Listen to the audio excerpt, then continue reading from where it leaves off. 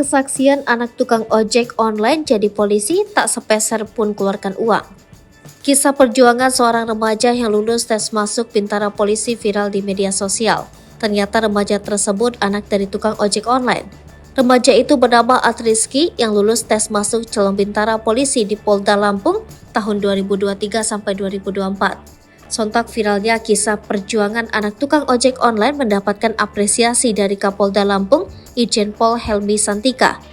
Tampak dalam video kisah perjuangannya, si remaja tersebut mengaku selalu semangat dan gigih dalam setiap tes seleksi yang dijalaninya. Salah satu tes yang menjadi tantangan yakni tes jasmani yang harus memiliki fisik kuat dan daya tubuh yang juga kuat.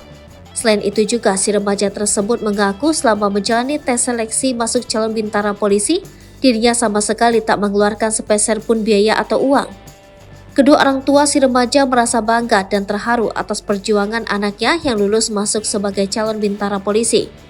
Kabid Humas Polda Lampung, Kombes Pol Umi Fadila Astuti memberikan ucapan selamat bagi calon Bintara Polri Atriski yang dinyatakan lulus dalam seleksi penerimaan Bintara Polri tahun angkatan 2023-2024. Dijelaskannya, perjuangan anak tukang ojol atas nama Atriski diterima menjadi calon Bintara Polri yang pendaftaran di Polda Lampung dan tentunya membuat orang tuanya merasa terharu dan bangga karena orang tuanya berprofesi tukang ojek online. Keberhasilan Atriski diterima menjadi calon Bintara Polri, Kapolda Lampung memberikan ucapan selamat dan ini bisa menjadi contoh bagi masyarakat yang ingin anaknya mau menjadi anggota Polri, dapat ikut mendaftar dan tidak dipungut biaya.